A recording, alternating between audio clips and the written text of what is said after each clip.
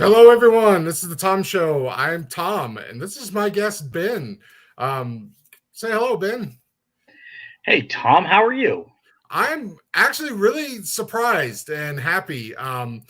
We did a little chat right before here, and my impression of you from Twitter is not the same from just what I experienced. I'm like, this is a very sweet sounding, gentle bear that I want to hibernate with for the next few months. So Let's do it. Let's do it. We could take turns being the different spoon. yeah, I mean, I'm always the outside spoon in my relationship. So any like 5 minutes of being the small spoon, it's gonna make me happy. How are you, man? I'm like really excited to talk to you. Me too. You're like a celebrity. You're like talking to the president, except you're not. I'm You're not not. you are one of the first people I actually gave my phone number to. It was like, hey, text me anytime, and you were one of the first people that actually did that. So, I text you all the time.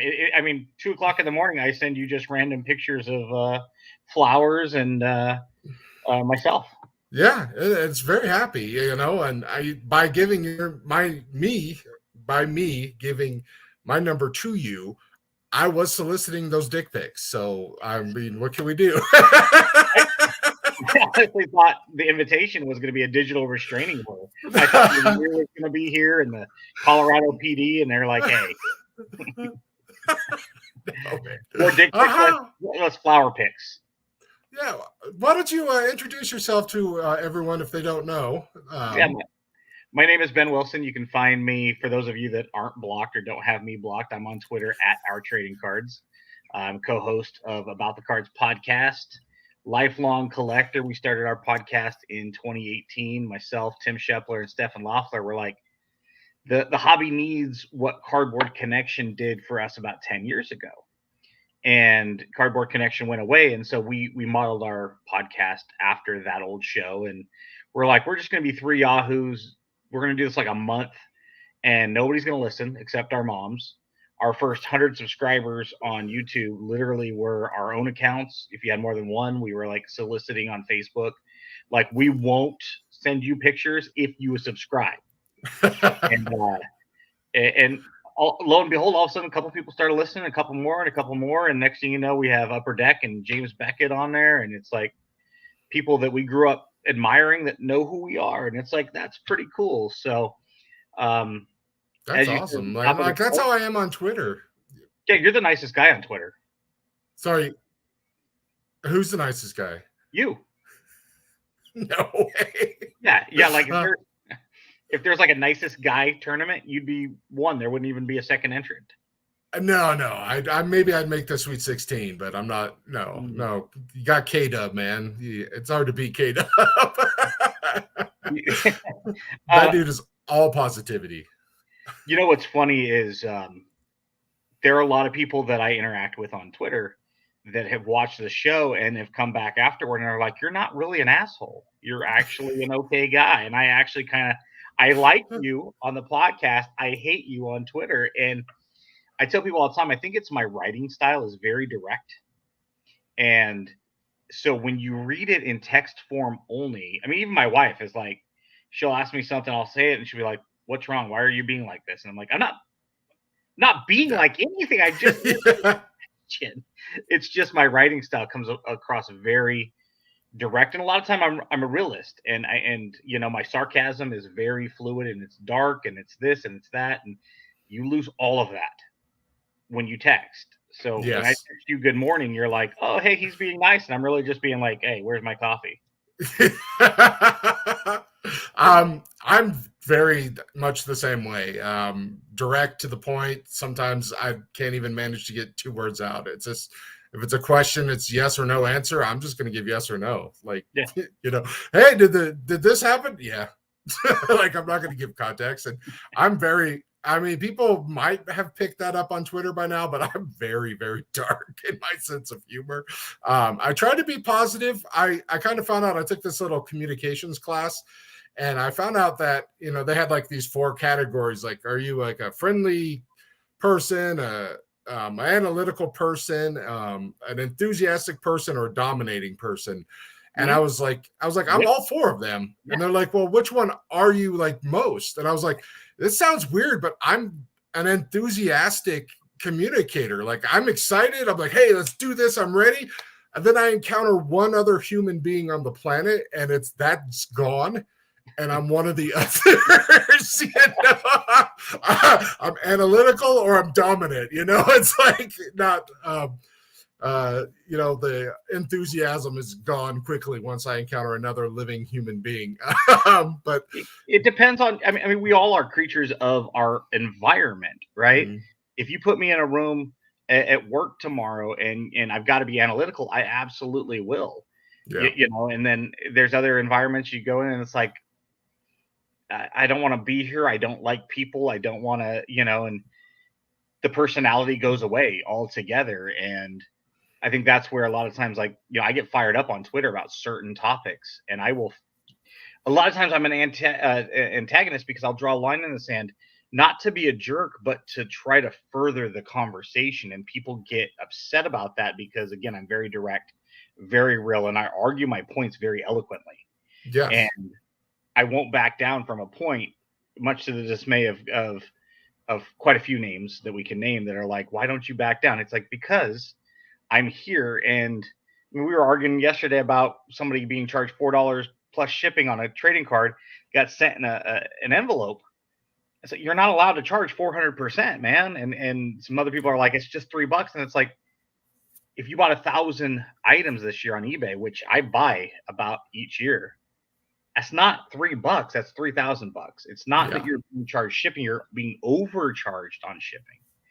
And I'm gonna draw a line in the sand. I'm gonna argue, and if it pisses somebody off, then hey, that's their problem, not mine. I'm not trying to be a jerk about it. It's just, and I have no problem with people with differing opinions, um, as long as you're going to be able to go toe to toe and argue your point when we can walk away being friends. And yeah. sometimes people can, and then other times they can't. But I'm not your dad. I'm not gonna cater to your feelings. I mean, I will love you. I'll spoon you and tuck you in at night. Make sure that you've got, your snuffleupagus stuffed animal. I loved Snuffleupagus when I was a kid, and no one seems to remember that he was invisible and only Big Bird could see him, and everyone thought It Big had Bird was psychological insane. issues. Yeah. So it's like, man, come on now. That's what when I started following you, that's kind of what I really enjoyed about you. Is like, okay, one, I agree with most of your points. You very, like you said, eloquently explain. It's that analytical, straight to the point, direct. This is the information. This is what I know, and I am presenting this to you, in the way that I believe it, or, with my facts that I back it up. And you're probably right. It's like the tone doesn't come across, it's not as friendly, but I enjoy your content because, that's what I want. I tell people all the time, like, I don't know anything, and I want to listen to other people and learn. And to me, you're one of those people that's like, okay, he's very smart. I agree with most of what he says.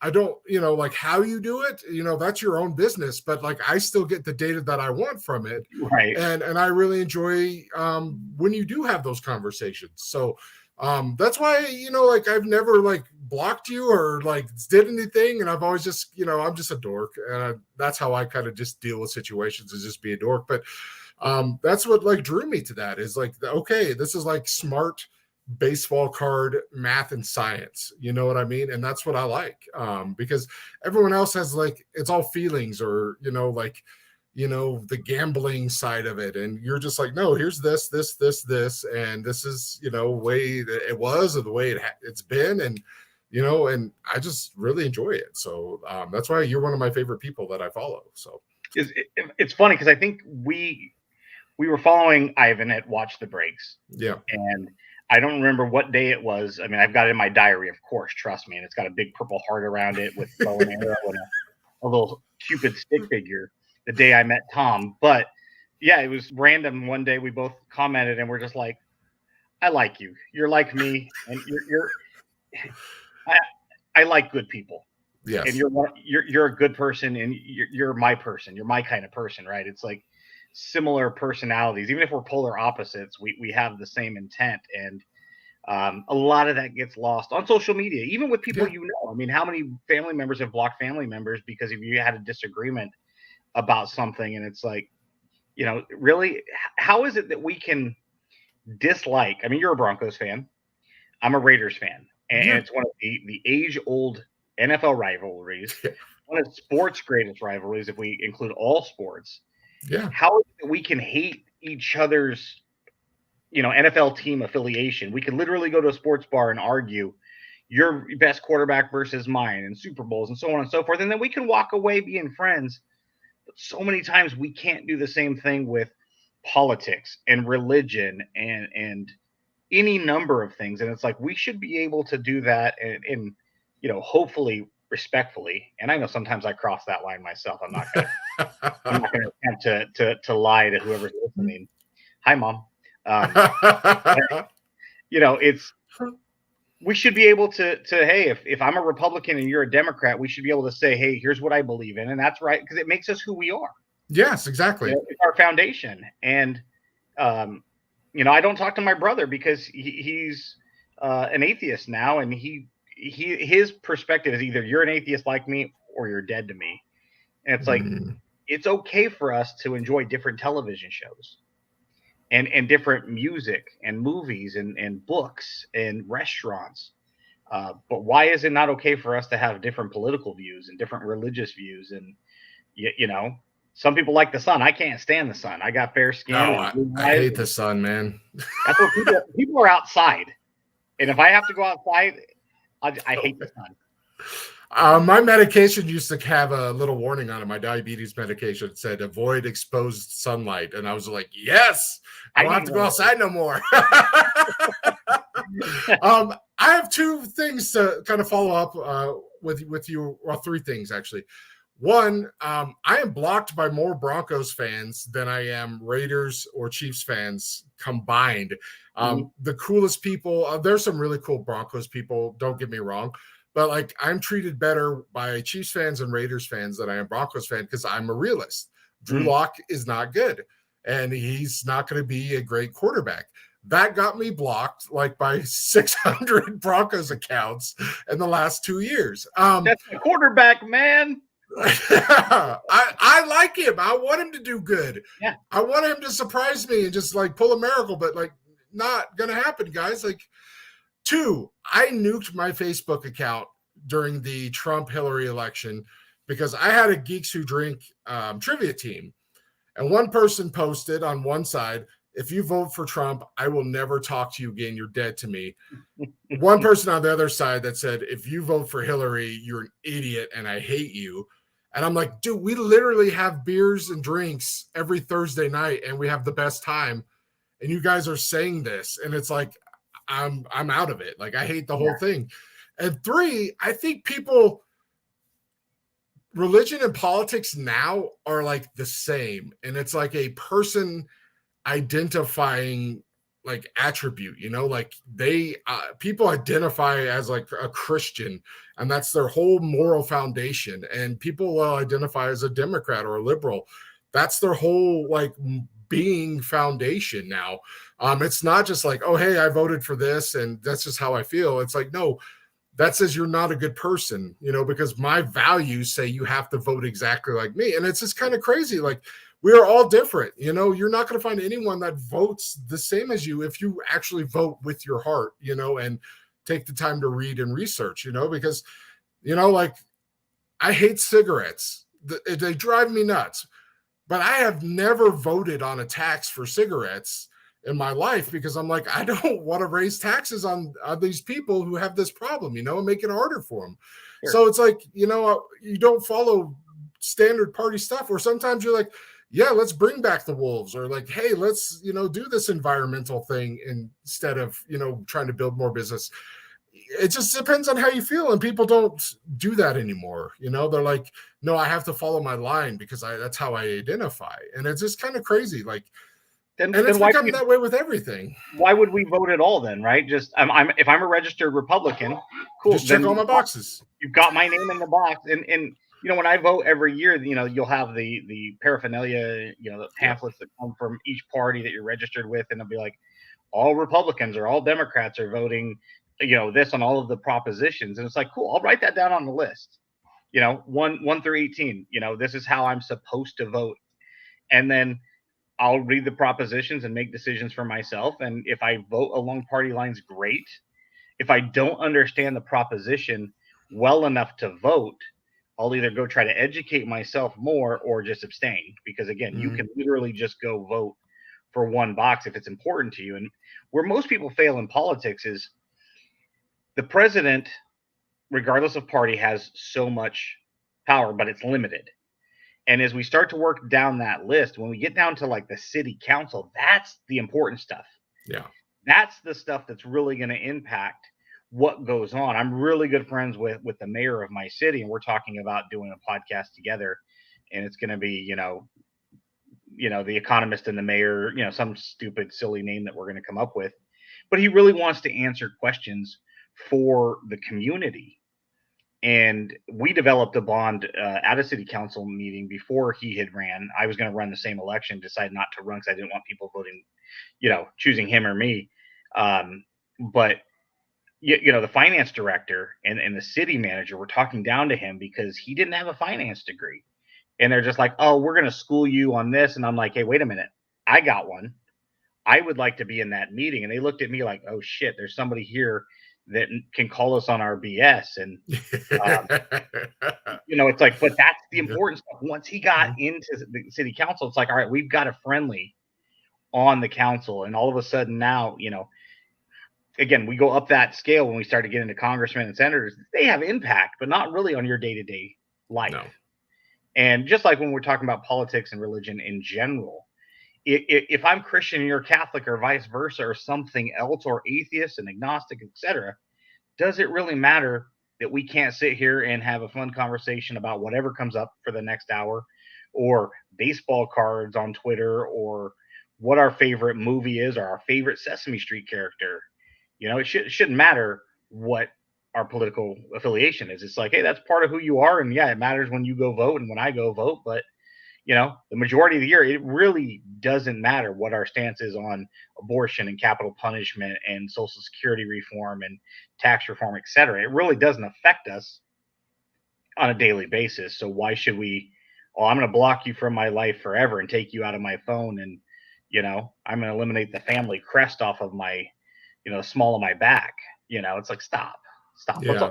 We're adults. Let's be that way. Even if most of the time, as two grown ass men are wearing hats. Have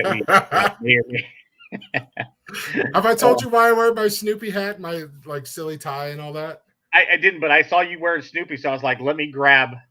It was either this or Hakuna Matata, but I think it's hers, but she has the right to take it. Yes. I was nervous to do video. Like Chris Goldline Cards was like, hey, come on my show. I want you to be a guest. You're funny. And I'm like, I'm a hideous troll and I'm fat and I have no self-confidence. I can't do it. And I turned him down a couple times. And then, he kept bugging. And I was like, my dad crocheted this for me because Snoopy, my aunt gave me a little Snoopy plush when I was like a baby, and I still have it, and it's in great condition, 43 years later. So Snoopy's always been a thing for me, and he crocheted this for me right before he passed away. And I was like, okay, I'll throw that on, and I'll throw this tie because, serious news person covering the news has to wear a tie. Added the glasses later, but it's basically like, okay, I'm making fun of myself. So someone's like, oh, Tom, you look like an idiot. I'm like, yeah. So I'm taking that power away from them. Like, You can't hurt me by criticizing how I look because I'm deflecting. It's like a magic shield.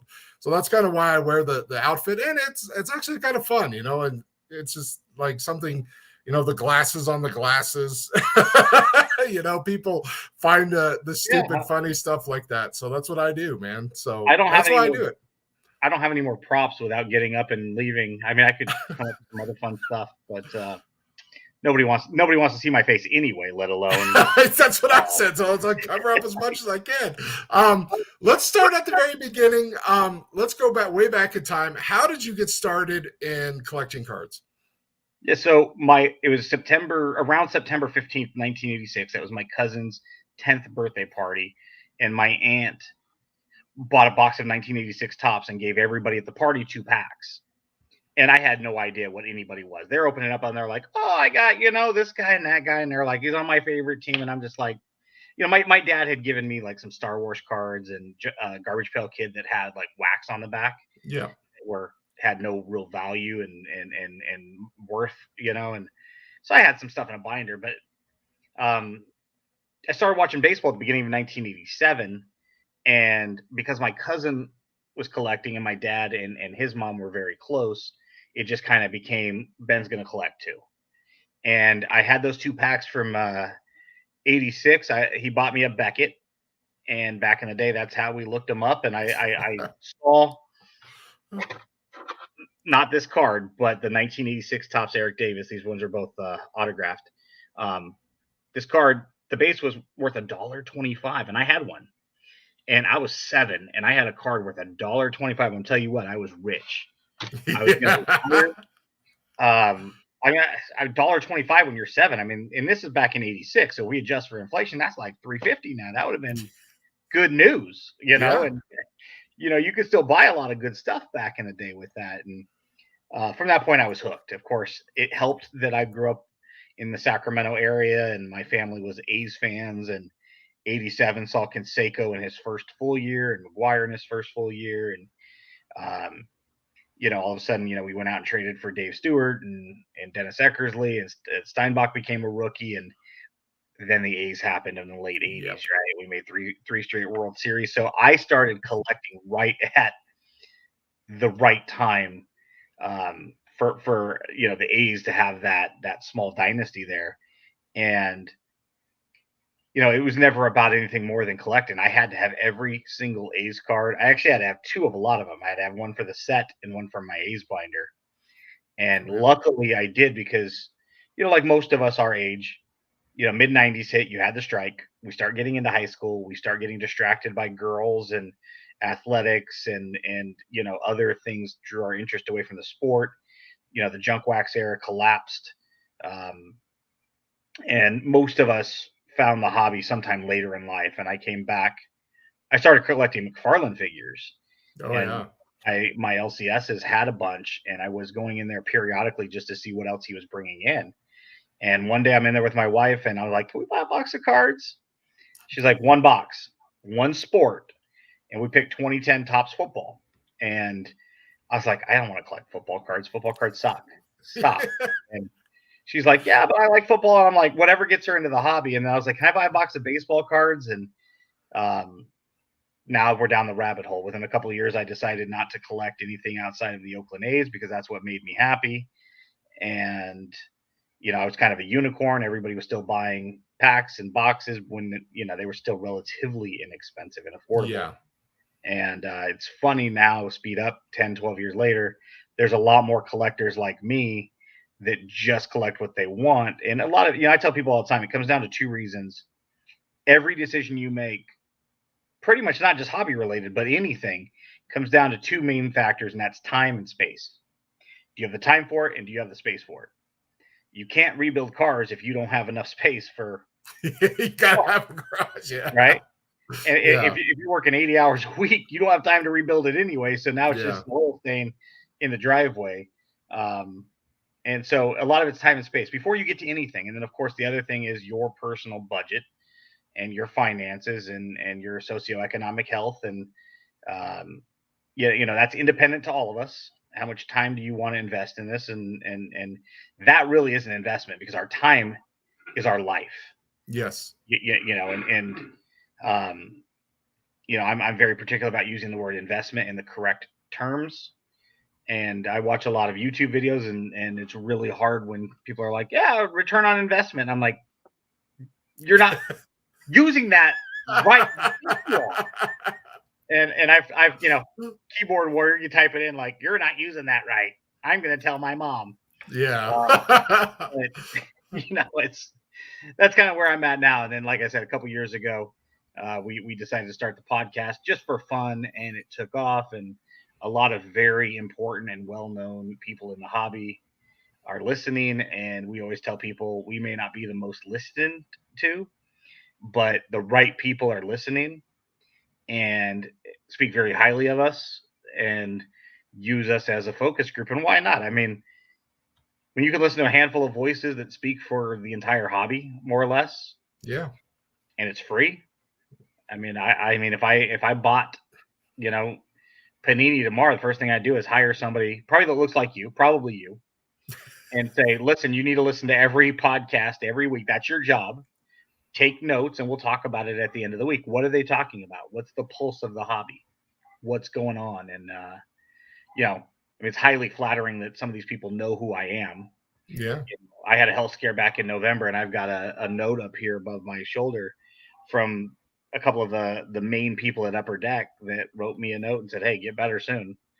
You know, and it's like, man, you get that in the mail. That's kind of a No, big that's deal. really awesome, man. Just like them following me on Twitter is like weird, you know. It's like, man, like I can't talk trash about you now, you know. It's like that's very kind of you, Upper Deck, for following me, you know, and stuff like that. But yeah, you know, you start to get the, you know, a little more intimate with these people, and it feels kind of crazy. And and I'm just like on the barely scratched the surface level. I'm not like I don't know anybody, you know, on a first name basis. You know, I'm Well, not a person. you know, obviously, you know, 2020, the McGuire Sosa documentary dropped, and Mark McGuire cards went nuts. Not nearly as bad as the Chicago Bulls Yeah, cards. the Jordan stuff. Yeah. People involved with the Jordan documentary, but there was a lot of speculation, and you know, Uncle Rich Klein, you know, longtime contributor for Beckett, and you know, hobby legend, and I'm not using that word lightly. Sometimes we throw that around, but I mean seriously, you know, he's on a short list of people to go up on the Mount Rushmore of the hobby, and really dear friends with James Beckett, and he's like, sell them, sell, and I'm like, these are my babies. I'm not selling my McGuires. Sorry. And he gets on Dr. Beckett's podcast, and they're talking about me, and it's like, these are two hobby icons, like literally. You know, everybody, whether you collect or not, know the last name Beckett because of the magazine, Yep. and maybe you don't realize, maybe they don't realize, I should say, that there's a man behind, you know, the Great Wizard of Oz, right? There is a Pay no attention to the man but behind the curtain. Yeah. the fact that James Beckett knows who I am, I could call him right now. I've got his phone number in my phone. It's like he knows who I am. That's weird. Yeah. Weird. I bet. I You can know, feel. and it's like, you know, when he and Rich are talking about me, and it's like, and it's good stuff. It's not like they were talking behind my back. They were using it to illustrate the economics, and somebody with my personal background in economics, Yeah. why I wouldn't sell. And it's like the devil and angel on the shoulders. The collector says, hold, collect. And the economist in me is like, dum, it's a 600% return. Sell. and like Buy back in a year or two. buy back, you know, as soon as the market settles. Yeah. And it's like, but I can't, because these are mine. These Yes. ones are mine. And I'm sorry, but you know, when you're talking about selling $1 card for $6 and you're doing it 700 times over, you're Yeah, gonna it make doesn't- you make a lot of money, but it's not that much money. Yeah. When I think that some of these cards came from when I was a kid, and I've had a lot of friends send me these cards. Hey, there's 11 of them that they need to go home to you, and I can't sell that. Stop. You know, even if an icon is telling you otherwise, even if my very expensive degree is saying you went to school to learn this, and now you're in the face of an economic shift and a market shift that's telling you you're going to make a lot of money, and you just have to say, down, boy, down. Yeah. Now's not the time. I know she's pretty. Down. You know? I want to. You and I are very, very similar, like almost two sides of the same coin. I started collecting around 1987, heavy into 1988 because of Jose Canseco. I was living in Nashville, Tennessee, and the Bash Brothers, Jose Canseco, 4040. You know, that's all I was paying attention to as a kid. Like that, those Bash Brothers are my guys. You know, I love it. You know, I need it. And, you know, that's when I started collecting. We move out to Colorado. You know, I'm still rooting for the A's. My mom's making fun of me because, you know, the Reds swept them in the World Series. And I'm like, why are you doing this to me? I'm like 11. And she's like, oh, my brother, your Uncle Buck, you know, he loved the Reds. So I'm rooting for the Reds. And I'm just like, okay, yeah, you know, be a jerk. But Drop she me did off take at a the picture Greyhound of station. She took a picture of Mark McGuire's butt at spring training, though, so that was always fun in Arizona. He I want was, that. I need that for my PC. I don't know if we still have that or not. If we do, I'll have to ask her, but I'll send it to It, you. and I'll take a copy. You know, Because the Cleveland Indians used to play spring training in Tucson, and my dad has family down there, and so we used to go down there and we'd catch like an A's spring training game for a couple of years when we went for spring break. But yeah, it was fun. But then, 1992, I kind of stopped collecting baseball, and it was more basketball and football, like 93, 94, 90. Yeah, when the strike happened, I was full into comic books and video games by like 95, 96. 2010, 2011, my little brother's like, hey, I'm collecting cards again. You want to collect with me? I have no one else. And I was like, yeah, Broncos are going to draft. They have the number 2 draft pick. I'll just PC. I just heard this term, by looking up stuff. I'm going to personally collect whoever they take. And it was Von Miller. And I started out that way. It didn't, but we kind of have that similar timeline and similar distractions, similar age. So it's just kind of interesting. Like, yeah, you went Mark McGuire, I went, Jose Canseco, and little different things happened along the way. But it's just kind of, kind of fun how like stuff works like that. I would not sell either. People. I don't know if you've seen this from Paul Lesko. He tweets a lot about it. The Mookie Betts destroy the card to make the other Keith or Alex Party Mookie Betts more expensive. I was like, at what point do I break up my complete 20, Keith Shore 2020 and Keith Shore 70 set to cash in on this? Because they're like at $80 now. And he's like, now. And I was like, no, it's not worth it for me because I have them all. You know what I mean? Like, I don't want to sell one now and try to buy one back later. It's like, I already have them all. I don't want to do any more work, even if I could make, like $40 or $60 or something crazy, or, it's like, it's got to be. Yeah. I mean, once it's gone, it's gone. I asked my wife one time, I was like, do you ever regret letting me get back into the hobby? And not that I needed her permission, but, joint finances, of course, she's a decision maker on that. Yeah. And, I was like, imagine what we would have done with all of that money that we've put into this. And she's like, we would have pissed it away somewhere else. I mean, if I go over to the Chinese food restaurant right now and order the meal A for $3 and add some lemon chicken on the side, I mean, it's $57. Yeah. It's like, really, if we have some tuna fish sandwiches at $4 and I buy a McGuire at $50, but the difference is I still have that McGuire that I theoretically could sell if I ever needed to. And so, not that I care about the valuation of my PC at this point, but if I ever had to sell or chose to sell, I would get a decent portion of my money back. And, depends on how long it takes you to sell. And are you desperate? You got a medical bill you got to pay. And so you just have to take 30 cents on the dollar, but you still have that. I can't sell the Chinese food. It was gone the next day. Yeah, I can't sell the Chinese food either, but I still carry it. It's right here. It's still with me, man. I think I might be pregnant, and you need to take a test. Yeah, it's yours. Sorry. Yeah, it's like, if I did buy cards, it'd probably go to Buffalo Wild Wings. Not a bad choice. Not a bad choice. Oh man, their cheese curds. It's true. That's really all it is. most of us wouldn't have saved it. Yes. Like we should, and or invested it in like stocks or whatever. Put in a Roth IRA or something. Yeah. Where, it's safe over time with minimal returns. If you could get something with a decent return every year and perhaps dividends and stuff like that. That's why most of us are still going to be 70 years old working a job, because most of us haven't set up for, and shame on me, because I've kind of been trained educationally, academically speaking. And I haven't set my family up nearly as good as I should. Why? Because, look, the green parallel of Mark McGuire is a color match, and gotta come home to daddy. I plan on dying at 60, like my dad and my granddad. So It I don't helps. need her. Yeah, if you don't live long enough for retirement, that's the key. That's the kick. I'll probably 90 be the last surviving member of my family with the way things are turning out, and it's going to be super depressing because it's like I want to die first. No. Listen, I base my retirement on dying first. It's true. That's my plan. It's just die. Yeah. I have a couple of questions for you. First one's for me. Are you really a doctor? No. So okay. I am halfway to my PhD. Okay. And so technically, and I mean, when you call it a doctor, when people have a doctorate, are they a doctor?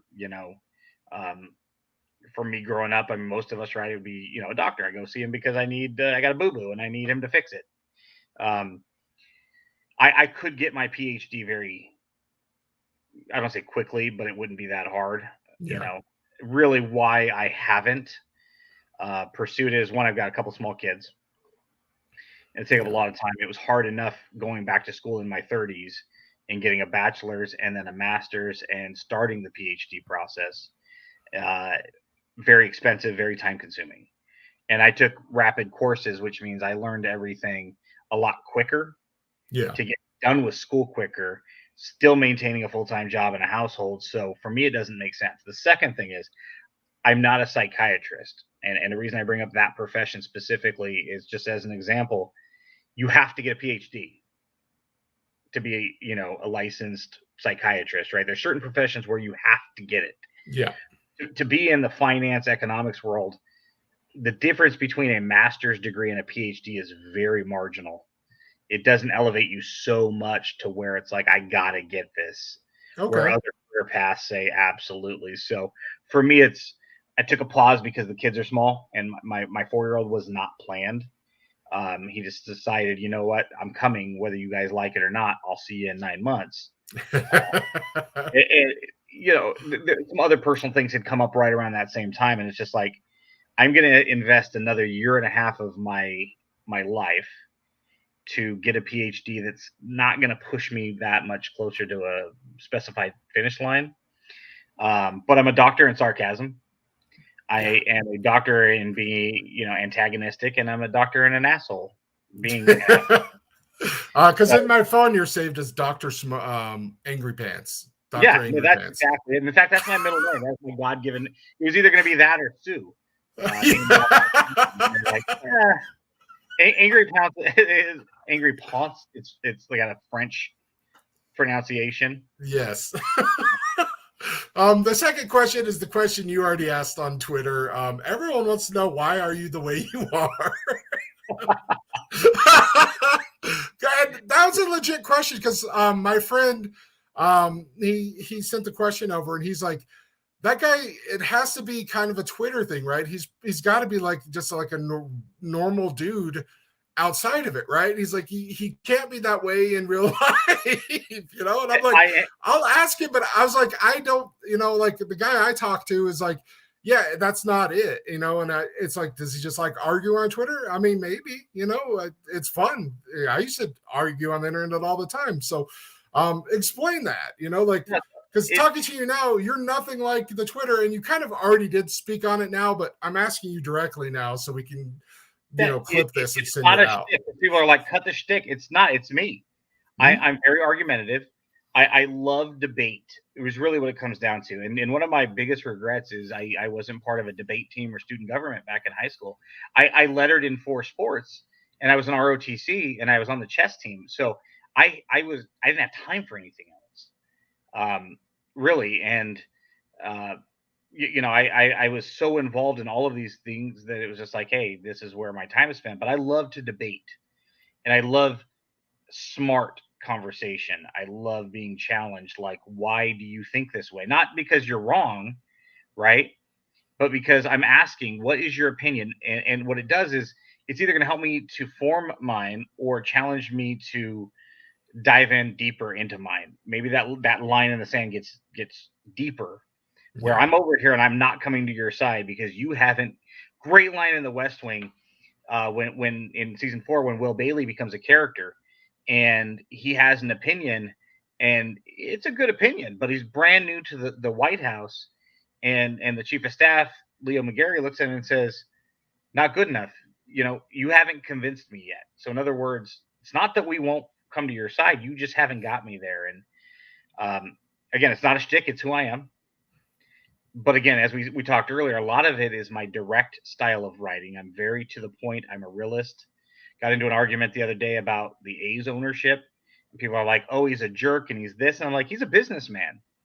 He's made the choice for himself to treat that team as a revenue driven team where he's profiting from it. It sucks being a fan of the team, sure. And people are like, "Oh, you're defending him." I'm like, no, I'm defending the idea of him, not him, the idea of him. Just like in 2016 when people are like, "Oh, Trump, Trump, Trump." And it's like, I love the idea of Trump, not necessarily him, but I love the idea of a business person, man or woman, who comes in and treats the United States like it should be, which is not like politics, but like a business. The president should be the CEO of a major corporate company, right? The richest, and well, also the most leveraged in debt too. But it's the idea of it, and I speak very direct. So people are like, "Oh, you're defending John Fisher." No, no, no, no, no. I'm trying to explain his decision process. As fans, we're fanatics, right? We're passionate about our team, whether we buy tickets to the games and $30 hot dogs and beers and baseball cards and jerseys and we get tattoos and we cry when our team loses. We're there. That's why we can't take a step back and go, "Hey, he's just being a businessman." Don't have to like it, but it pissed people off because they're the writing style. And a lot of my friends, like I said, my wife herself, "Why are you being this way today?" I'm not being anything. I asked her something the other day and I said, "Gotcha." And she's like, "What do you mean gotcha? Why are you being a jerk?" I'm like, honey, I'm acknowledging what you said. I'm just saying, "Hey, yeah, gotcha." like, "Oh, I gotcha." Yeah. Just I knew exactly what you meant. And so yeah, I mean, again, it's not a shtick. I'm very argumentative. I'm very direct. I'm very opinionated, but I'm only opinionated and direct on things I know. Yeah. If you and I get into a conversation tomorrow and you're like, "Oh, hey, let's talk cars and mechanics," I'm gonna be like, "Listen, Tom, I know how to put gas in my car and where the windshield wiper fluid goes. Okay, I can put the new registration tag on the back, and that's about it. Okay, let's talk about any. I'm not a guy's guy. I don't camp. I don't fish. I don't do cars. I do finances. I do economics. I know that. I'm not the most politically sound mind, but I can hold my own in certain conversations. But I'm not going to draw lines in the sand nearly as deep as I would in other, economics related stuff. That's why I am. It's just, again, I'm not as big of a jerk as people seem to think. And once people have had an interaction with me on a personal level, it does break down that barrier of I get who he is now. And it makes a lot more sense when I write something tomorrow. For anybody that doesn't know who I am, if this is your first interaction seeing me, people watch the podcast and they're like, "Man, you're different." I'm like, "I'm really not." Same person, same conversation, the same words. It's just verbal, and you can see my inflection, you can see my smile, you can see sarcasm and the humor, but you can also see the education and the academia of it. And so why am I the way I am? It's fun too. Also, it's just being a jerk sometimes is just fun, and people take the internet too damn serious. Yeah, I was a tier S forum troll in the early 2000s when I was playing MMORPGs. What a nerd! I would get under people's skin so bad and just annoy them. And mine's not the educated, like I know what I'm talking about. Mine is the doomer. None of this matters. I don't care, but I'm going to argue with you anyways because you care and you're getting worked up and it's funny. But yeah, I've kind of changed because I really don't, there's some things that just life happens to you, and you give up on certain things, or you're not young, or you don't have the energy anymore, or you get diagnosed as a diabetic, and you're like, well, I actually am going to die, and this sucks, So it's like I went from immortal to, oh yeah, death is coming. So yeah, but it is fun to tease. I'm a big teaser, I like to tease, but not in like a mean way. I was a mean way, but not in a mean way, more of like a joking, fun way now. But yeah, it's just having conversations with people. For me now, it's more fun as in like, hey, I'm an idiot. You know something. Educate me so I can help these next idiots not be so annoying. That's what I like about the hobby now. It's like, I'm going to be a general all around like hobby NFT, whatever person. So like, okay, we got these newbie questions, let me help them out. It's like they didn't go to Card Purchaser or Ivan, let me get to them before they can, start annoying everyone else. And it's fun, to meet new people and share ideas. And, I've become a lot different than I was. Like, just being around different people, moving from my small town to the big city, and especially the last few years on Twitter, finding new people and talking with them. I've cut out the horrible jokes about people's dead moms, and things have kind of gotten a lot better for me. So I've learned because help. everyone else. Imagine, I one time I pissed somebody off, and I'm not going to say who it is because I'm sure a lot of people are going to know if they're on Twitter who this person is. But he said something stupid, so I corrected him. He said something more stupid, back it up, and your mom. And he's like, my mom died a month ago. And I'm just like, I don't know you. How would I have known that? I would not have made an insensitive joke. And people are like, dude, his mom's dead. And I'm like, hi. I said, your mom. It's a 7th grade playground joke as a comeback, right? It's not meant to be literal. I wasn't trying to really poke fun at his mom, God rest her soul, or had she been living. But yeah, I kind of felt bad because then the whole conversation went sideways, and I'm just like, hey, I get my Twitter timeline is not for everybody. My humor, my writing is not for everybody. I can respect that. But when I say something, people come back at me immediately and they're like, why are you so angry? I'm like, dude, I am already under your skin, and you have the problem with me, and you have no idea. The irony it is not lost on me, and it's really funny. And the more you dig in, but yesterday I had a conversation about I forget even what the conversation was about. I remember it was because I made a comment about an LCS owner going on the internet and flaunting all of his retail product. Yes, I did see that. Yeah. Retails are, for the most part, designed by the manufacturer to be distributed into big box retailers. And unfortunately, they go to the distributor, MJ and Excel, and a lot of times there are backdoor parking lot deals where that product gets swallowed up by LCSs and other online flippers, never making it into Walmart. And even if this guy, because everybody's like, oh, his prices are good. I'm like, the narrative's not about his price. It's about where not even he got the product, where LCSs in general get the product. Are they getting it direct from Topps and Panini, Upper Deck, or are they getting it from a third-party distributor? And are they getting it from that distributor legitimate? Because we know that not all of them are, unfortunately. Yeah. This guy, even if he did it right by the book, and he's a great guy, he's going to get lumped in with them. And we've seen this for 2 years now. I'm like, and I look at these Twitter handles that are hopping in. They're like 187 followers. And it's like, I'm going to go ahead and assume you're either newer to the hobby or you're newer to Twitter. This is a narrative and a conversation we've had for at least 2 years, if not longer. And you're going to hop in out of the blue. You don't know me. And I start throwing around economic acronyms and stuff like that. And I had a guy yesterday. Okay. He's like, after he was being a jerk to me and I'm being a jerk to him, he's like, what do these acronyms mean? What is ROR? What is, the minus sign, NRV. And I'm like, okay, so NRV is negative return value. Okay. So if we get a blaster at $20 and it has a negative net return value, it means that, I usually say that blasters have a 50 to 70% negative net return value, meaning you open one up for $20, you're going to get about $7 to $10 worth of cards. That's it. So if you pay $40, that percentage raises because you're paying more and you're still not The You're still getting quality $7 for the cards. and rate of return is what most people mean to say when they say return on investment, especially if you're a business. Because if you're a business and you're buying inventory, I'm doing eBay arbitrage right now, going to the Goodwill, buying something for $3, flip it for 10. That's not a return on investment. That's my rate of return. Yeah. I'm buying this inventory for my business.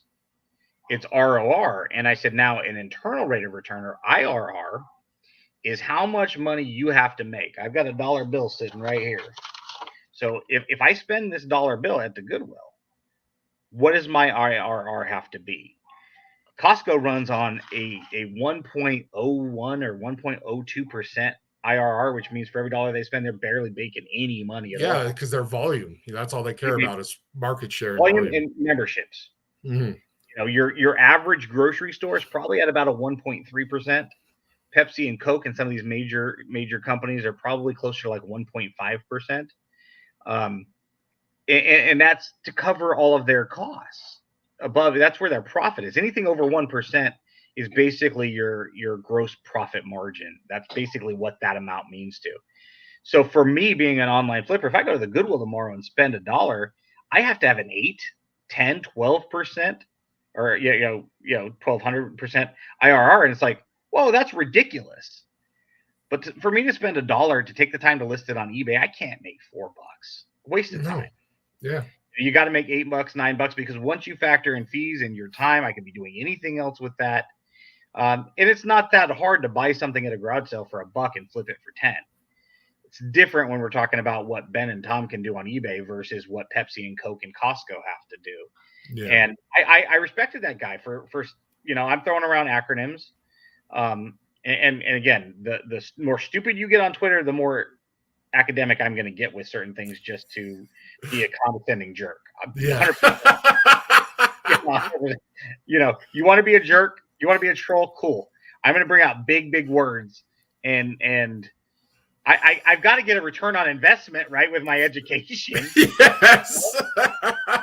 My wife would prefer I get a better job that pays more to pay that student loan back. But for me, it's like, honey, every time I get into a Twitter argument, let's just call that $2 off the student loan debt. See, this is something I read a long time ago. This is about 10 years old, this information. It was like as SD crafts, like you buying your yarn or your paper, you're making this product to sell on SD, because my wife was going to make some paper flowers. And they're like, you need to pay yourself at that time $16 an hour. You have to factor that in. And if you don't, you are losing. You're not doing it right. And I'm sure now that number is probably like $25 an hour, but that's what you need to do. Yeah, you're not buying a $1 card and you're selling it for $2 and you've made $1. Right. You had to go get that card. You had to do your time. You had to do all these other things. So those percentages, like, was it really worth buying that $1 card, selling it for $2 and making, 5 cents? Absolutely not. And you're right. That's why you have to, you have to look for those items that you can make that larger jump on. And I know, because not a lot of people know this stuff. I've been in retail for a long time. My dad used to own a business, and we would have to mark stuff up and, make sure like, okay, we need this to make it worth it, and that's just how it was. And you kind of knew that, but not everyone gets that experience anymore, doing the jobs that they have, or the jobs you would have as a kid before you got your good job, after college. So this is stuff people really need to look at and realize, like, your time sorting your cards, your time going to the Goodwill, you got to add that stuff in. Otherwise, it's, you're really going to take a loss, especially when the taxes come with all these new forms we're going to have to fill out. I mean, we should have been reporting that stuff anyways. Let's not talk, we'll look past that. But yeah, people are going to have to start doing this now, because they're going to start looking for it. And yeah, do you really want your, $9,000 eBay sales last year and you get this huge tax bill? And you're like, oh, I made nothing. I've lost money selling these cards. So just something to keep in mind. When people factor in net, they often, I made this much profit off of something. There's always two components that they always overlook, always. And I'll be the first to admit, with my eBay store right now, when I factor in what I made off of something. I bought a Mickey Mouse plush for 50 cents and sold it for 10. After fees, I netted 750. I did not net 750 because I'm overlooking those two components, and because I'm doing this as a side hustle, I'm okay overlooking them. But if we're being really serious, if I've been a business consultant, and it's time and space. Again, it comes back to this. Your time should always be factored in at least minimum wage, at least whatever your state minimum wage is. If you're worth $20 an hour and minimum wage is 15, technically you should be using 20. Yeah. Because if you can go make $20, the market is telling you, somebody's paying you $20 an hour. Don't do a side hustle at 15. Now, that gets a little gray is if you're having fun going to the Goodwill and buying inventory and listing it on eBay, you do have to factor in that fun factor a little bit too. But storage, I mean, I got a stack of baseball cards right here, right? They are not for sale. But if they were for sale, don't I have to factor in that they are in my home taking up so much space? Because when people are like, oh, I'm going to put some wax away up in the closet, it's like, you better factor in that space. You're going to have to hold it for 5 years. And then you're going to sell it. And they're like, but it's just space in my house. I'm already paying mortgage. But it's like, you have to factor that in if you're going to really want to come up with that true net number of how much you made. And most of us aren't going to get that anal about it, and that's fine. I'm not telling you to, but if you're like a serious business, you really do have to factor in time and space, and how much of my garage right now has eBay inventory, because I can write that off too. I can write it off as part of a business expense, just like I can write off, part of my car and my gas and things like that, because that is going towards the acquisition of inventory. So it has to be factored in. But we have a real big saying, my dad and I, around this house, and it's a great piece of advice. If you're going to buy to resell, and I don't care what you're buying and reselling, you make your money when you buy it. It's always when you buy it. So that, obviously we want to buy it at the lowest cost we can get something at. That's the key, because people are like, oh, well, when I sell it, I'm going to get this. No, if you buy it at the right price, you also have the ability to I've got stuff on eBay that I have no money into that I got for free. So if I've got it listed for $100 and somebody's like, I'll give you 50, I don't have to consider acquisition costs because I got nothing into it. So $50, is free gross revenues for me. If I've got $10 into it, maybe I can't go to 50 because I've got to, keep a certain margin there. And again, you make your money when you buy something, not when you sell it. You cash out when you sell it. I want to also remind people, like when they say like the space thing doesn't make sense, it does. How many times do you see cars like, oh, we've got new inventory, we have to get rid of the old inventory? Yeah. You see stores mark down stuff that, didn't sell during Easter because, hey, we got to get the next thing in. That's going to be your top closet, I just bought, 15 blasters of Mosaic and I'm going to store them for 5 years. Well, what happens when 2023 Mosaic comes out? Sure. You want 15 more blasters? You can't put them out there. What are you going to do? You're going to flip the ones you just bought? You're going to try to flip the ones you got? You're going to do half and half? Space, you just mentioning that, it was just like it clicked and made sense. Yeah. This is why I like talking to you, because you're smart, I don't know if you can see all that crap below my TV, but that's all stuff I've got a list on eBay. Yeah. So even though technically that space in my living room could have nothing in it, technically, if I want to get serious about the net profits, I have to factor that in. I have to factor it in. And again, we don't have to be that anal, but when people go online, and that's the biggest misconception, people hop online and they're like, oh, I bought this for X and I sold it for Y and I profited Z. I'm like, your number Z is so far wrong. It's misleading for somebody that's out there watching it. It's just like when, people are like, oh, I pulled it downtown out of this blaster. So did I. Last night on our podcast, we were talking about the eBay authentication program and all of the negative stuff about it. And we need to remind ourselves that a lot of people have probably had positive experiences, just like not everybody's pulling a downtown out of a blaster, but you're seeing everybody post that they did. because they're excited or they're looking for a buyer. And I'm going to be quick to hop on and bitch about the eBay authentication program before I'm going to be able to go, you know what? I had a really smooth deal. I bought this card from Tom for $500. He sent it to CSG. They sent it to me. It arrived just fine. I'm going to keep that private when I give you positive feedback on eBay, but I'm not going to tell Twitter that. Yeah. But if it gets damaged in eBay's possession, you damn sure I'm going to hop on there and tag. Right. It's just any reviews anywhere. You know, people just do the negative and I'm going to go to the About the Cards jerk and go, hey, Ben, you want to, complain about this for me? And, again, when people were so quick to rush to Yelp and Google reviews and say I had a bad experience, that when I have a good experience at a restaurant, I always ask for the manager. And I can't tell you how many times they have their tail between their legs. What's wrong? And I'm like, nothing. But the fact that you approached me like assuming that something was wrong, I want to tell you that this person was great. The food was great atmosphere. You don't get that. And some people do. And I'm not perfect. I don't do it every time. But I try to make a point of it if I have a good experience to share that with the manager so that they know that, hey, you're doing something right, because all they hear is you're doing something wrong. And, you're right. Hey, you got to factor that in. When I say I have nothing into this, if I'm looking at this for another week before this stuff gets listed on eBay, not only is that lost time that could have been listed, but I've got to account for the storage space if I want to be absolutely technical, which I don't. Yeah. It's what I know versus what I do. Do as I say, not as I do.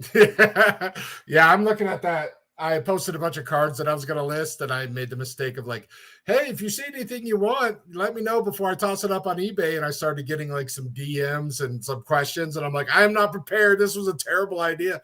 It's going to take me like 3 months to list these and price them out, like comp it out. And I'm just like, no, I'm sorry, guys. Big mistake. No sales. I'm just going to throw it up on eBay because I think most people, and this is just how I feel. I could be wrong, that a lot of people would rather have no interaction than to have a positive interaction. Like the manager would rather have you not say anything to them than to have you call them over and say, you guys were fantastic. Because I think people just dread it. And it's like the anxiety and the twist and all that bad stuff that comes with, like the grocery store surveys, I don't know if people know how crazy that is. Like you get like Kroger, especially, you get your receipt and how did we do? Give us 5 stars or whatever. They want every store to maintain a 4.6 or higher. Not like, oh, hey, 3 is a good rating. 3 is good. 3 is a good rating, out of 5, 60, it's above average. That is a fail. Like you could have a 4-star rating as a grocery store and Kroger is on to you about like, wow, what's wrong? What are you guys doing wrong?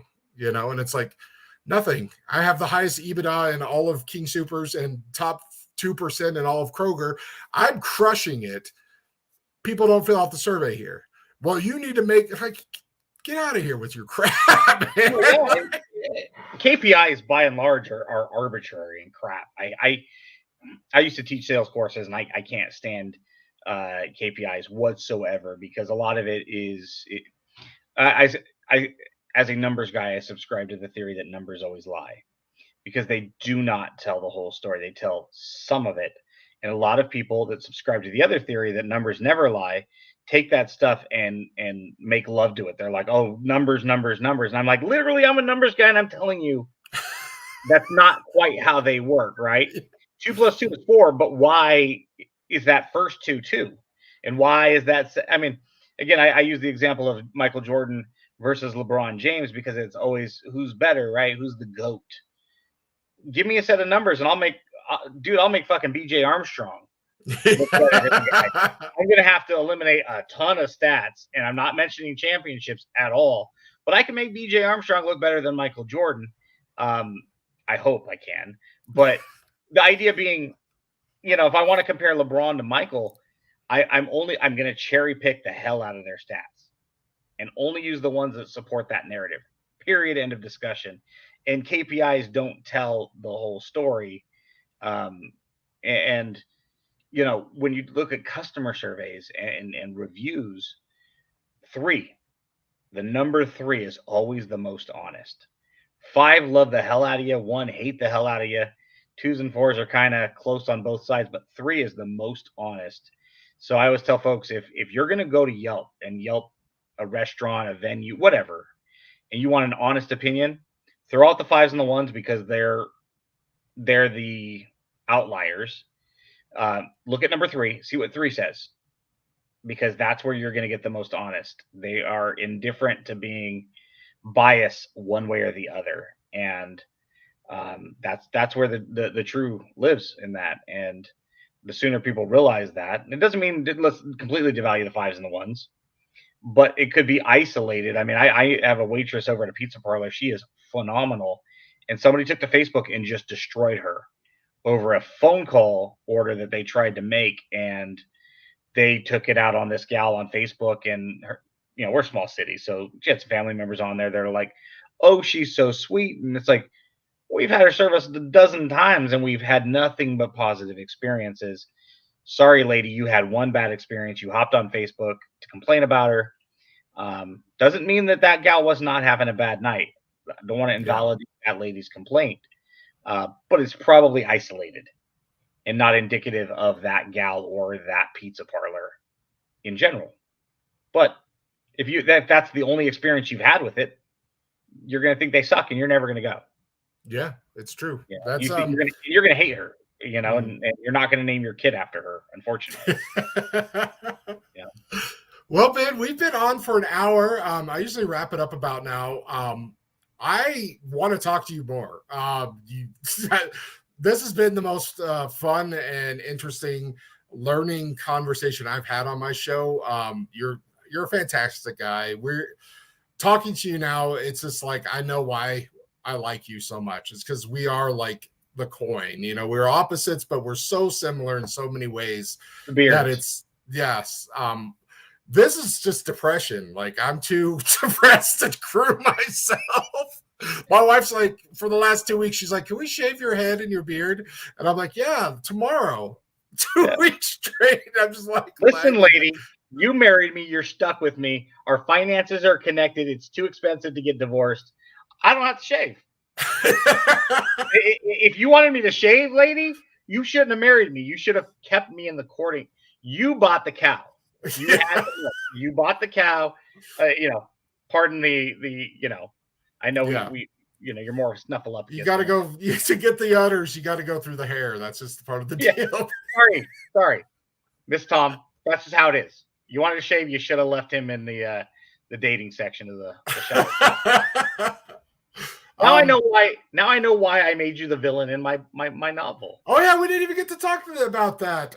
We have to talk about that real quick because I want to read your book. I haven't gotten around to it. I did read Paul's book, and I was actually really surprised at how much I liked it. So I was like, if you said you had your book, and I was like, I will probably have the same experience. I like this guy so much. We get along. We have some, similar ideas. Like, I will like your book. Tell us about your book. Yeah, so years and years ago, I was watching a Lifetime movie with Rob Lowe because he is so damn dreamy. And it had something to do with, he was married to Paget Brewster from Criminal Minds. And her dad died, and he's like, I wish I had a little bit more time with him. And he kind of wrote a book about that, and it became a main, New York Times bestseller. But along the way, he forgot the literary agent who helped him. And he kind of, got distant from his wife, and he just got caught up in the celebrity. And it's a good movie. But one day he just decided to write a book. And told my wife, I was like, I can write a book. She's like, you can write a book, honey. Yeah, whatever. And, I've written her a ton of love letters, so she knows I am a gifted writer. Not to pat myself on the back. I get it. And about midnight, 2:00 in the morning that night, I woke up and I'm like, I got a story in my head, and I started typing the first chapter. And I showed it to her the next morning. I'm like, hey, would you read chapter 2 if it existed? And she reads chapter 1. She goes, damn you. She goes, this is good. Yeah. She goes, you need to sit down and write chapter 2. And I ended up writing it over the course of about a year. And, it's a full scale novel. and a lot of personal, I am the main character, he is me kind of a thing. And we it just kind of sat there, one of the most emotional parts. I unfortunately shared custody of my daughter. I didn't have her one weekend and I was missing her terribly. And I'm so lucky that I was at that part of the story because I was able to pour that pure raw emotion into that portion of the book, which I think it needed. And it just sat there for years. And my wife and I currently are going through some struggles, and I had a lot of extra time in the evenings on my hand. And I'm like, damn it, I need to edit this book and find a publisher. And people are like, just publish it through KDP, which is Amazon's program. And literally, it took me about 2 hours to get everything formatted that night. And I will tell you, I could run, no, to use this analogy, I could run naked through Times Square and feel less exposed than when I published that book, because for the better part of 5 years, I had that book and nobody had read it. And for the first time, people are like, "Oh, I bought it and I'm going to start reading it." It's like I'm exposed now. My writing, my character, my main character now belongs to you if you read it, and you can empathize and perhaps relate to him. And that's scary because it's not anything I've ever done before. And it's available on Amazon. It's called The Prison of Your Past, which I think a lot of us can relate to, even in the abstract, because a lot of us have our own prison in our heads and we get stuck there. And this tells the story that's personal to me, but a lot of it's like you listen to a song, right? And you're like, I don't know who wrote that song, but I know what that dude or that gal was going through when they wrote that song. And Yep. you read my book, you're going to say, okay, I can't wholly relate to the main character, but it's really about, and it's about a detective who's kind of trying to track down a cold case. And, it's kind of the last leg of his career and has basically tossed this case and has to go find a transient homeless man that went missing years earlier. And along the way, he starts to find out that the two of them have a little bit more in common than he at first thought, and second, that he'd like to admit. So, which really makes sense because you're the main character and I'm the villain, and we just You're the proved that on the show. So I thought, okay, who's the villain? I was like, I need somebody that's hairy and menacing looking. I was like, okay, that's Tom. yes. I need somebody. Sometimes the villain is like so sexy, like a Pierce Brosnan. I'm like, I need a sexy ass beast also. And I'm like, that's also Tom. Yes. And I was like, man, I'm gonna plagiarize and take all of his trademarks and I'm just gonna rip him off, just like Panini does, right? And if he sues me, I'll just get a lawyer that denies it, and say, sorry, he didn't trademark his look, so I could steal it. And I mean, you were the perfect villain, no matter what it was. I mean, it could have been like a Strawberry Shortcake movie, and I'd have been like, I loved Strawberry Shortcake as a kid. I'm not gonna lie. I was all about cartoons. My Little Pony. They all smell like strawberry. It's like, why? My G.I. Joe didn't do that. My He-Man didn't do that. Yeah. Masters of the Universe just smelled like plastic. Strawberry Shortcake smelled glorious. Oh man. Writing is intimate, and if you write stuff, you hate to share it because you are opening your soul and your heart and your brain to other people, and they're going to judge you, and they're judging your soul. That's what it feels like. Like, I've tried to write some books. I have ideas in my head. My wife's an English major. She's like, I could edit anything you write, but it's like, now you tell me. I need an editor. Now you tell me. Thanks. Yeah, my wife, she did that English degree, CU Boulder. She's got it up on the walls. Yeah, she's next time I need an editor, let her know. The deal is I will get you to shave your beard in exchange for her to edit my book free of charge. I mean, and she would take that. Oh man. We got to talk more, Ben. Really, we do. And I actually need to pay attention to your podcast. Not to be mean. It's like wake up, go to work, arrive to work 5 minutes late, come home, nap, manic, depressive, sleep. And I it's get it. like I don't have time to watch other people's stuff. I don't have time to watch, but you've brought me in, and I know the other people on your show. You know, they're really nice on Twitter. They've been kind to me, so I think it's something that I'm gonna do my best to try to plug in. I usually say I don't have time for podcasts, but I really do. Everyone has And time, the one thing to keep in mind, if any of your Tom Show watchers haven't listened and want to listen, is we're one of the only, if not the only, podcast that does not have sponsors. And the reason we never took money is we don't want to look like we're bought and paid for.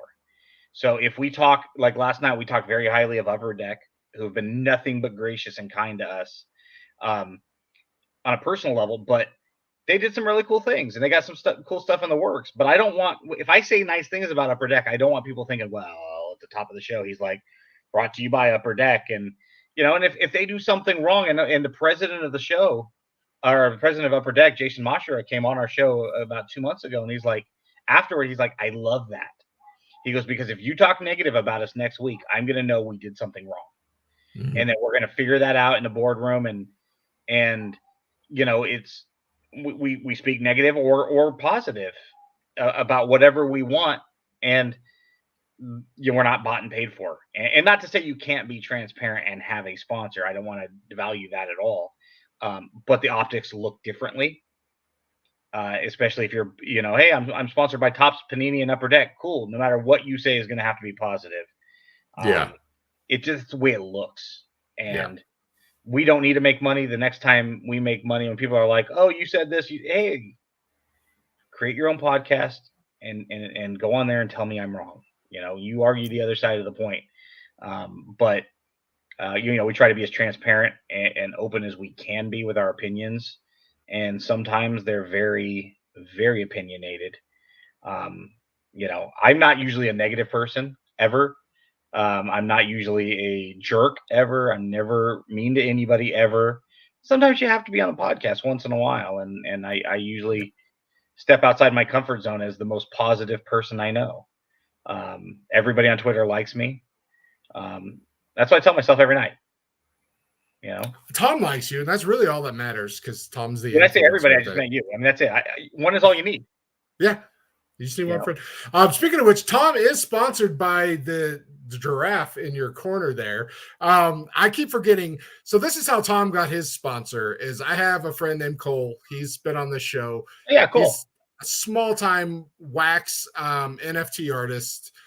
He's doing pretty well now, but I was buddies with him. Like, we talk back and forth, and I do my joke like, hey, I need sponsors, I'm poor and make me rich and all this stuff, the influencer angle. And he's like, here you go, Tom, here's 100 of these, give them away to people, do whatever you want. And I'm just like, holy crap, man, that is just like a nice, amazing thing. So it's not like he paid me, like in that way, but it's like he was a friend that was like, I can help you and myself, get some exposure. And that to me is like the stuff I want, like if you're my friend, I would just want to lift you up, because we've had these engagements, and if you succeed, then my friend's happy, and then that makes me happy. It's like, good job. So yeah, my buddy Cole, Raph Boss on Twitter, you just search Raph Boss, he'll pop up. He's a really nice guy. He's just a dork, kind of an emo kid like me. He's got a baby. It's a really cute baby, came on the show, and just a nice guy. He likes Pokemon. Just a dude like most of us. And he's one of those like struggling artists. And I identify, because people who struggle, those are my people. So hey, I dealt with a very personal issue about 6 years ago that kind of reshaped who I am. So when you say the question, I know it's tongue in cheek, why are you the way that you are? Yeah, there's going to be some of that anger and hate towards that situation. And over the last 3 to 6 months, I've really started to let go some of that anger and realize I can't let that control my life. Being angry at the situation and the individuals involved, I can't change it. First off, why should I let them rent space in my heart and my mind? I forgive them. Hey, let them go. And yeah, doesn't mean I'm going to be less of a jerk by letting it go, which is a good thing. I was very concerned about that. I was like, I don't want, if I let this anger go, I'm still going to be mean on Twitter, right? And you know, the Twitter god's like, no, you're good, you're good. But you know, over the last year or so, I've started talking more on Twitter about my depression and mental health, and when we realize the world is a lot smaller than we think it is, that a lot of us are suffering from the same things, and um, you know, there's an old movie called Half Baked with Dave Chappelle, and they're about halfway through the movie, they're talking Abba about how Zabba, you're my only friend. I've never smoked weed ever. And that's one of the best movies ever. I mean, that Yes. movie, the humor in that, butternuts, butter stuff. I'm somebody's bitch. Now I got to go watch it. But, when they're talking about like the different weed smokers and they're talking about like the dad and the son who can't relate, but yet they both smoke weed. And it's like, probably a really bad analogy to bring it back to what I was saying. But a lot of us suffer from mental depression and PTSD, and not to make light of the situation at all, but yours is going to be different than mine. But at the end of the day, if we're both suffering, we can still empathize. um, I've been in group therapy recently over the last 6 weeks, and one thing I learned is most of us have a feeling of abandonment and isolation. And again, the people in that group was one was abused by a boyfriend, and one was gay and can't come out to his family, and then I got mine, and I'm like, these aren't the same, but they are, because even though the particulars were completely different, you got a guy who's struggling with self identity and he can't go to his family, and you got another woman who's like, I can't trust anybody because of one bad relationship that emotionally scarred me. And without getting into my details, I'm like, these are mine. And I'm like, she's just like me and he's just like me. We're all struggling.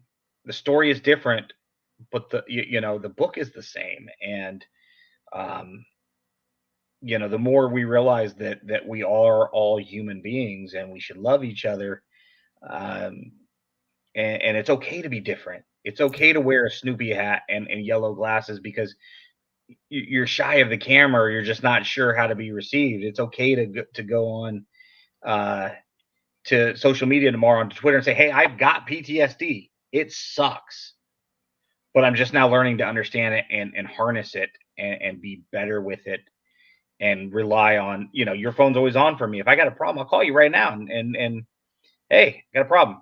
You got a few minutes? It's nice knowing you have that, even if you never use it. It's nice Yeah. knowing there are other people out there that will listen and can probably empathize more than you would think.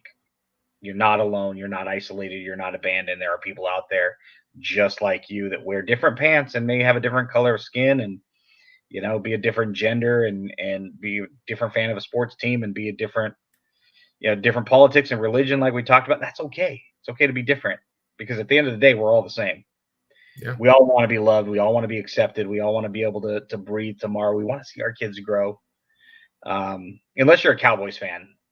Cowboys fan, not 100% certain we can help you. Yankees The fans, Broncos Lakers haven't fans, lost to the Cowboys since like 1995. So thankfully we beat them miraculously this last year because we kept that streak going. So I don't have to deal with them at all. They're like not even a thought in my head. they're their own breed. And I mean, hey, we'll let you in too. We're just whisper. Don't tell people you're Cowboys fans, and we'll be okay with you, all right. But it's important that at the end of the day, we can argue and complain and have fun with it. And but at the end of the day, let's all shake hands, and we'll go away friends, hopefully. And um, you know, like I said, I'm the most positive person on Twitter. Never been Yeah. mean to anybody. The next one I'm mean to is the first. Always a ray of sunshine. Um, and see if I can keep up my streak of 400 plus days of being called an angry little man. So streak kept intact today. Um, I want to echo what you said because I don't know if you follow him on Twitter or know of him on Twitter. Nate Otten, like Otten, Nate Otten. He's actually a therapist. He's into soccer cards and other things.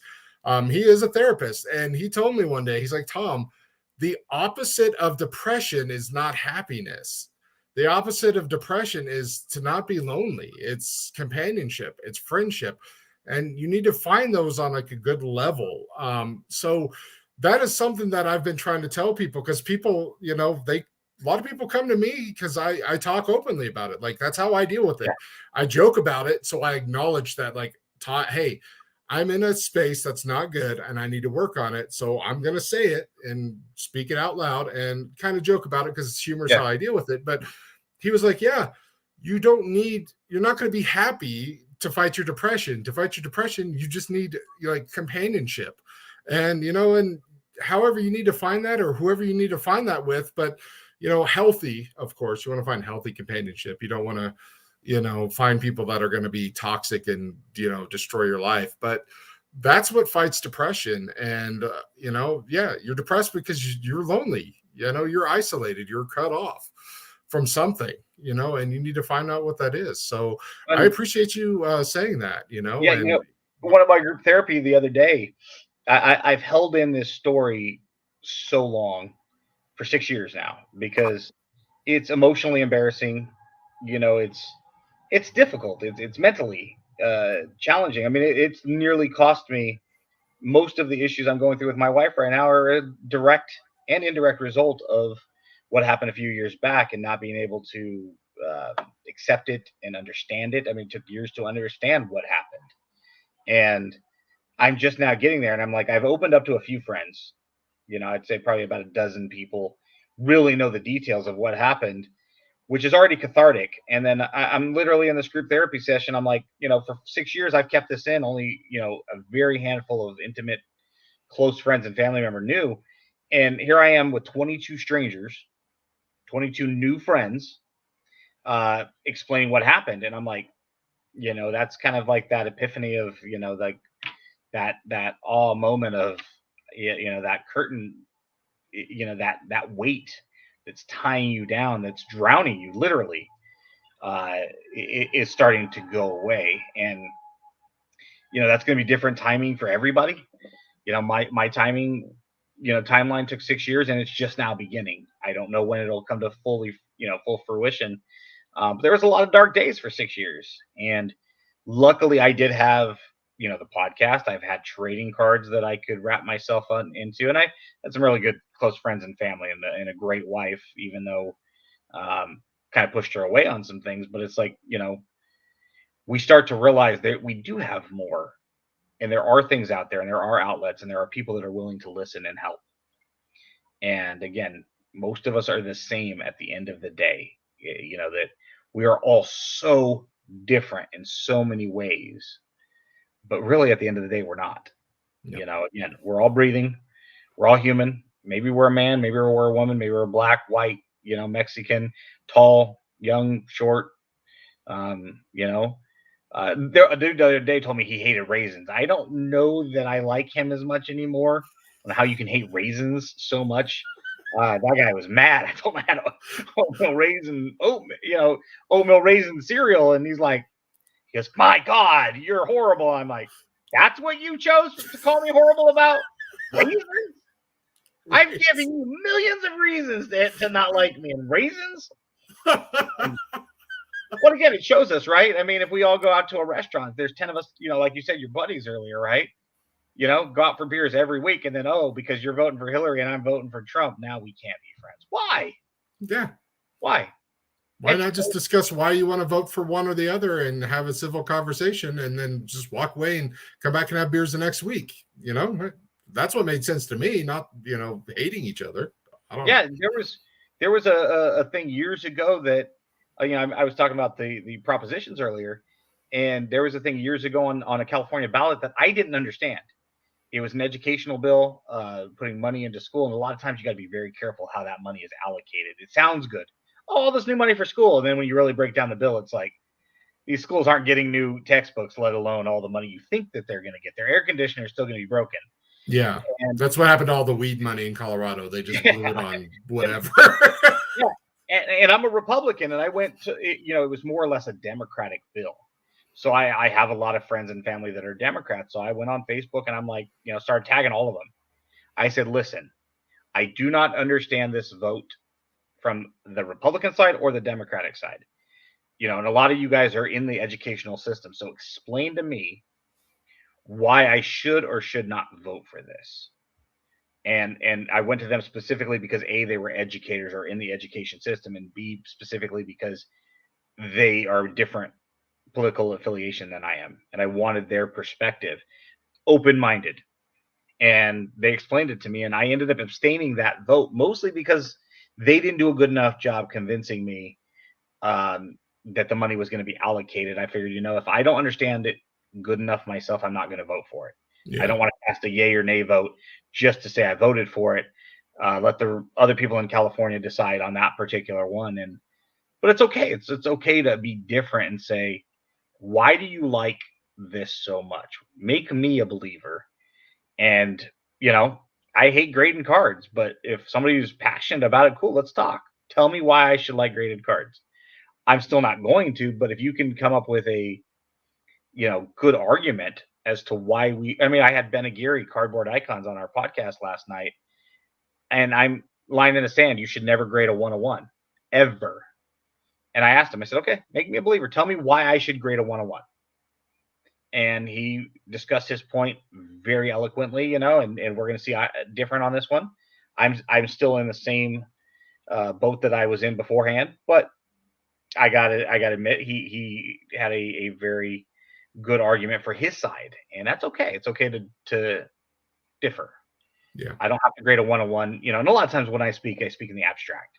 It's not what's good for Ben, but what it's the economic analyst talking. And sometimes that's not popular. Sometimes, if I want to fire up Twitter too, you can always just talk about tape on top loaders. You want to piss off everybody all at once. That's all they have to do. Yes. Yeah, that's to get you riled up. Anytime I see Invest, I would just tag you. I've stopped doing that, but but yeah, tape. I do put tape when I mail cards out, but I fold over the team bag, and then I tape the team bag to the that I'm okay with. Yeah. Okay. It's when it goes over the top loader. No, you can't do that because the card will slip up and yeah. I have so many cards that are damaged. I've probably 100 cards over the last 10 years at least that have been damaged by painter's tape specifically. Yeah.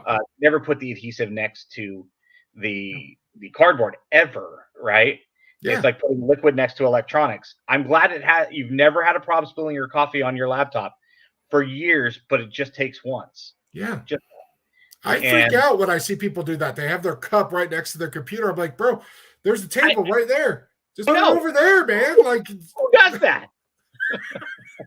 Yeah, I freak out, or like their desk has stacks of cards and they have like a cold drink. You can see the ice. You're like, that's just condensation's going to form. There's going to be water everywhere. But yeah, I just, I taped the team bag down because my team, like my card supplies are from like 2012. I bought a bunch, kind of took a break. So some of them are like, most of them are still good. Some of them are not quite as good, but it's like, okay, I'm just going to put a little tape on there just to make sure it stays sealed, that the top is tight on the bag. So, that's all the And I'm good with that. Absolutely okay, because it just tightens the team bag as a seal, but the team bag is what's going to come in contact with that card should it slip out of the top loader. And again, I always tell people the key to shipping is always having the appropriate size top loader for the card or cards if you're putting multiple cards in one, which is okay as long as it's you're not jamming them in there. But you never need tape over the top. But all I have to do is say no tape. You never need tape, and I guarantee you, like a presidential race, right? Half the country likes you, and half of them hate you. Out of the woodwork comes half the people that are like, yeah, no tape. And other people are like, I've used painter's tape forever. You're an idiot. Why are you always so angry? And it's like, I'm just sitting back as I'm typing, drinking my coffee with a smile on my Oh, man. Ben, I said I wanted to talk to you some more. We went another 30 minutes. That's just how it's funny because, like you have someone on your show, like, yeah, you're friends. We don't really know each other that well, but we get along. then you have these conversations, and I'm just like, I don't want to stop, but it's like, I don't want to talk for 5 hours anymore. And I could with you. I could just sit here. We could talk for five all freaking night. We could hours. go all night. I mean, look at us. Our wives would be jealous. Oh, you can go all night with him now, can you?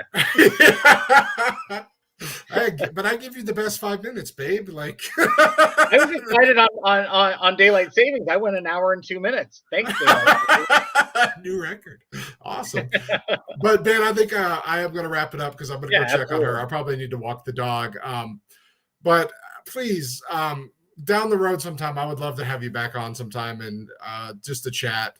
Maybe I'll text you more often and just, have conversations that don't need to be televised, because I just really want to talk to you. I don't care if anybody's watching or not, because you're one of those that I kind of like a brother thing, or like that really tight friend.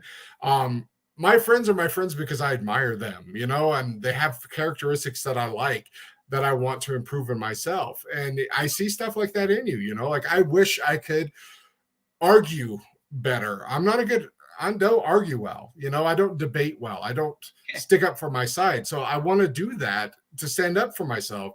I want to have that, that deep knowledge of, this is why, and have that scientific stuff instead of just, being an emotional feelings guy. So I just, like I said, I'm in love with you. I want to talk to you more because you're such a valuable person, but also, like a resource, like you can make me better. If I understand you and have these conversations with you, I'm just going to be a better person. So I just appreciate you coming on, and I hope you know that I'm sincere, because I know people like to joke about, but yes, like this has been so good for me, and it's made me so happy to talk to you, that I'm very thankful for it. When I first met you, I thought it's one of those things, right? Like the old Kenny Rogers and Dolly Parton song, "You can't make old friends," right?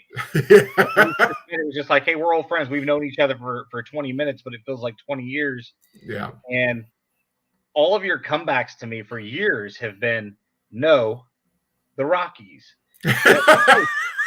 I thought, God, this guy's an idiot. And then I started thinking, man, he's brilliant. I can't argue that because I don't understand the argument. The Rockies, I'm like, you're right. Perhaps it's like, yeah, let me think about that for a minute. It's like, boom. And yeah, we could probably go another hour and a half without. We could. I forgot all about the Rockies thing, but yeah. How do you argue against that when you're like, the quantitative results of this, blah, blah, blah. And, I'm explaining economic theory, and your response isn't, listen, dude, you're just like, no, the Rockies. And I'm just like, damn it. So I'm so sorry. I have a quick question because this was a thought in my head. Is the A's owner a billionaire or a millionaire? So, no, he's worth around $3.2 billion. He's the owner of the Gap and Old Navy. So he's rich. Which pisses me off even more when it's like Matt Olson at $20 million a year. I've outlined how the A's could have afforded that with really not changing their budget at all from last year. And I'm like, he's 28. He's a good-looking kid.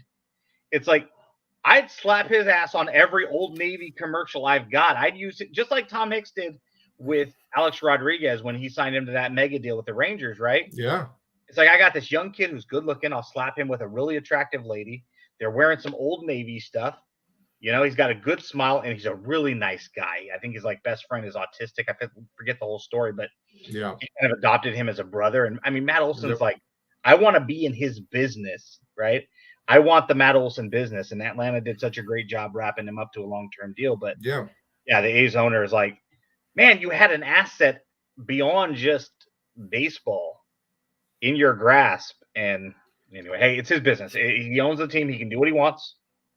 But his dad had the business, so he's of made money, not a self-made, and in mind because he may not be the brilliant businessman that we think he is. But hey, professional sports teams are how we knight people in the United States. So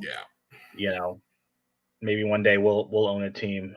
No, the Rockies. The Rockies.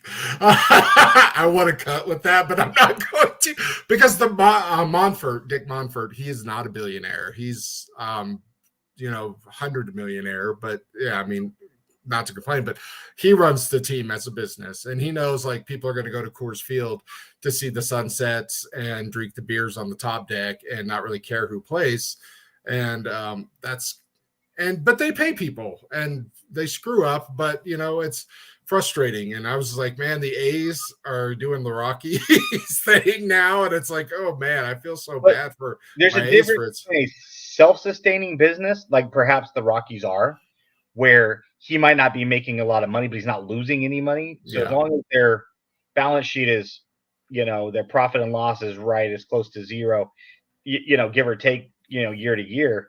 It's when the A's is so upside down where they're making $60 million. And it's like, but if you had put $50 million more into your payroll, then you're still making $10 million. And you're really not, this is where numbers lie, right? Because you're not necessarily making 10 million, because if you put that extra $50 million into payroll, perhaps you raise attendance, which is going to raise all of your other, secondary revenue streams as well. And so that 10 million, anyway, it's one of those, the top pulls up the bottom, and next thing you know, you're making 100 million. That 50 goes over there, and you still pocketed 50 million, and then you only lost $10 million, and it's all on paper anyway. Yeah. And you still have $3 billion with a B in the bank. Okay, then, any last words for the audience out there before we cut it? I'm just going to let you say something. I appreciate the invite. I really do, Tom. You're absolutely a gem and a unicorn. You're one of a kind. I mean that with the most sincerity and respect. You're such a neat person. I'm glad there aren't more than one of you, because I don't know that we can handle that. Thank God. I mean, I literally thank God every night. I'm like, thank God there's only one of that man. But you truly are a very kind, gentle soul. You get me, which helps. Yeah. I appreciate an hour and 42 minutes and 3 seconds of your time this evening. And my number's on, whether that's a personal, let's just have a BS call.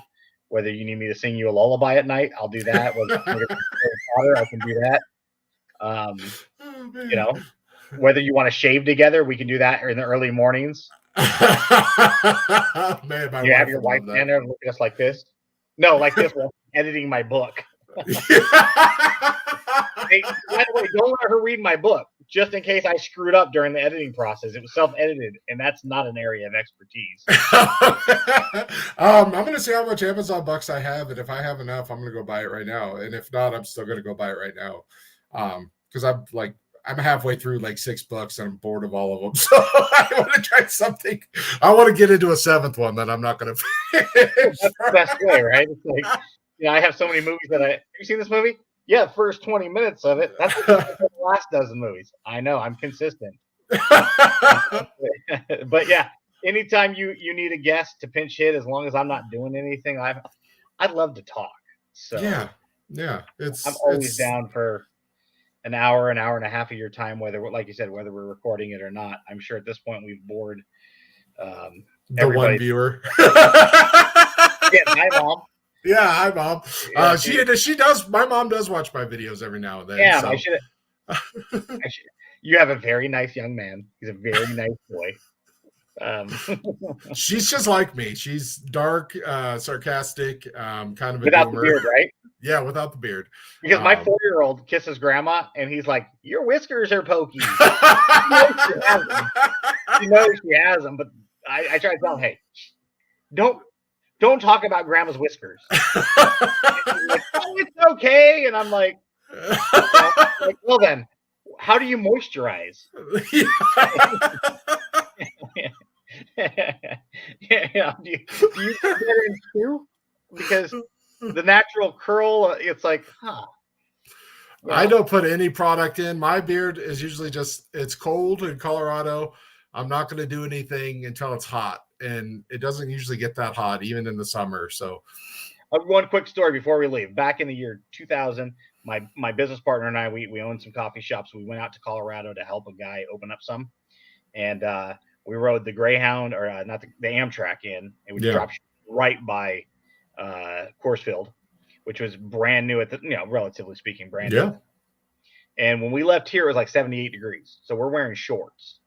We get into Denver and it's 22 degrees and snowing. We get off and there's a little old lady sitting next to her little old man. They were the cutest little thing. And we hop off in our, t-shirts and our shorts and we're like, she looked at her husband and she goes, "Oh, look, honey, those boys must be from California." I wish she was my grandma. She was a nice little lady. That's funny. Funny fact, I think Coors Field is like the third oldest National League stadium now. I think Wrigley's older. There's one other. And then Dodger Stadium, Wrigley, and Coors. Those are the three oldest National League stadiums. And it's crazy for me to think because I was like, I was there when they built it. Like baseball's such an old person game, and it's like the Braves have gone through 19 stadiums since Coors Field was built. As have the Rangers. They get a new one every other year. All right, we better call it because we're going to keep going. Ben, thank you so much. Everybody, people are probably going to watch this one more on the replay because we did start late. We got all those East Coast, babies that are used to being catered to. So yeah, they're grinders. They are. I'm going to play my song, and then we'll just hop on out, Ben. But thank you so much for coming on.